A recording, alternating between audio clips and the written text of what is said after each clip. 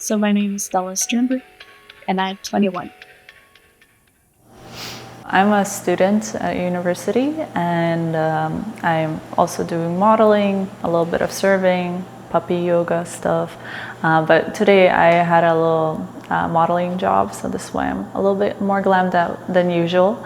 But you know, I need to fit everything I can in a day. The day goes by so quick, so gotta keep going. So I came from a little country called Lithuania, and I came when I was 9 years old to Saskatchewan, Saskatoon. And it was a good intro to Canada because, to be honest, when my parents said, "Oh, we're moving," I was not even sure where we were going. I thought we were going to the US because I thought it was the same thing. But I had some very friendly neighbors, and to be honest, why we moved was job opportunities for my parents and me and my siblings for the future, and safety and security, because Lithuania is known for having a lot of teen suicides. So my parents wanted to avoid that and bullying in the future. So, but when I moved to Canada, I got bullied for not knowing English. So, you know, kind of ironic. I have a lot of relatives in Estonia, and every summer we would visit my grandma and grandpa, and it would be the best summers in my life. But after we moved, we didn't have a lot of funds to go and visit, so it took 10 years for me to go back and see my family again. So I left when I was 9 and I came back when I was 19. I felt like nothing changed. Everyone still welcomed me with open arms. I feel like my generation of people is very exposed to social media and everything about anti-aging, and we are almost taught to be afraid of all of it. Baby Botox, the whole concept of it, preventing being old by age 30. And it's quite sad and terrifying hearing people my age fighting something that is very natural, but because we're exposed to all these influencers and models and social media telling us this is wrong, it feels like that's the only way we have to prevent everything. For me, I always see, I guess, that I have an expiry date. You know, of course we see like more mature models, but at some point, either if I will want to stop modeling or have my personal life with kids, I feel like I'm not going to be desirable anymore, and people won't really want to book me or work with me just because, oh, she has more wrinkles, she's not youthful enough to be booked for this job.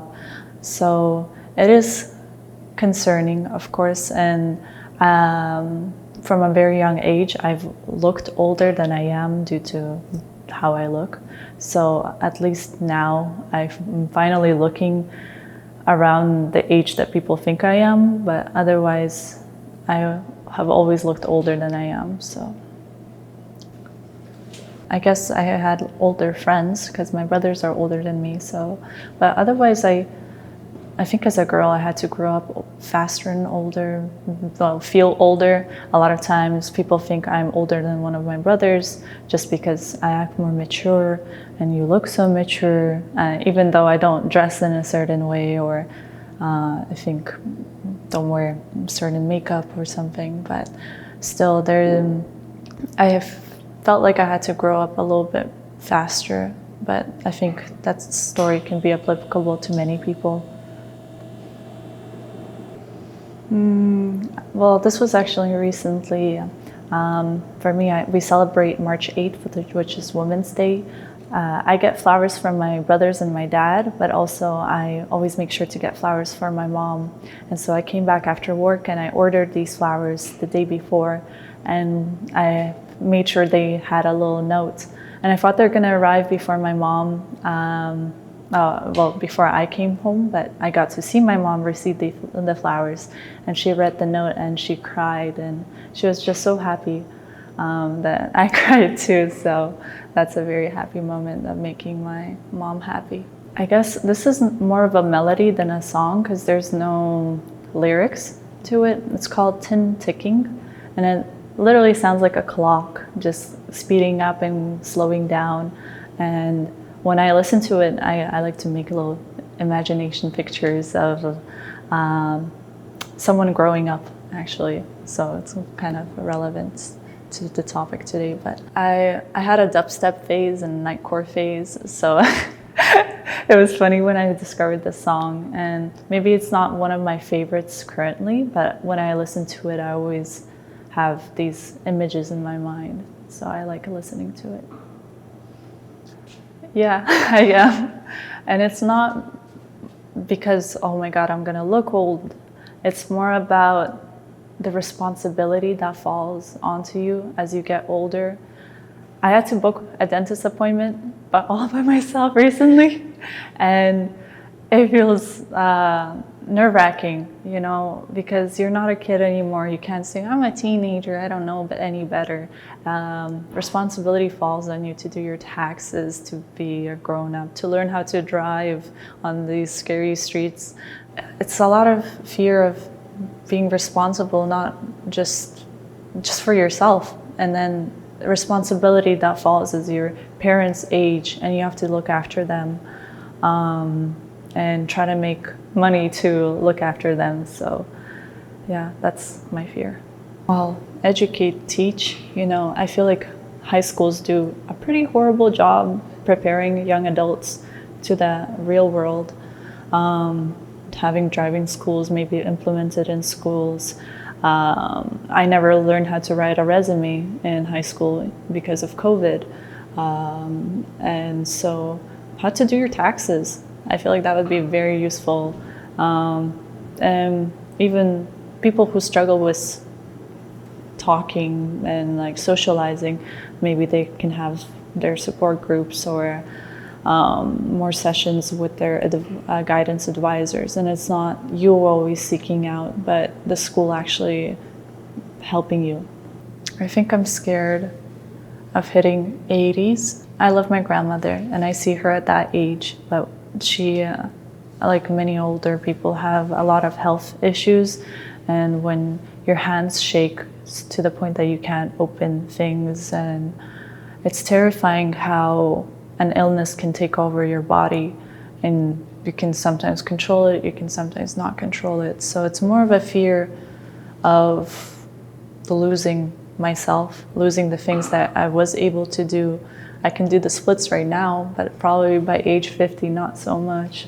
So I want to keep in mind of my body and take care of it as much as I can. So I hope by age 30, I can still do the splits. Sometimes, but it just depends on the context, because a lot of times I hear people talking about aging in the most terrifying way. I was on set and with like 30-year-olds, and this one lady goes, oh, I just got my Botox done. And she was just checking and making sure that she couldn't raise her eyebrows, because as soon as she can raise her eyebrows, it's the end. Like she needs to go and visit her cosmetologist. And I'm listening to this and I'm like, you're excited to not be able to make expressions anymore.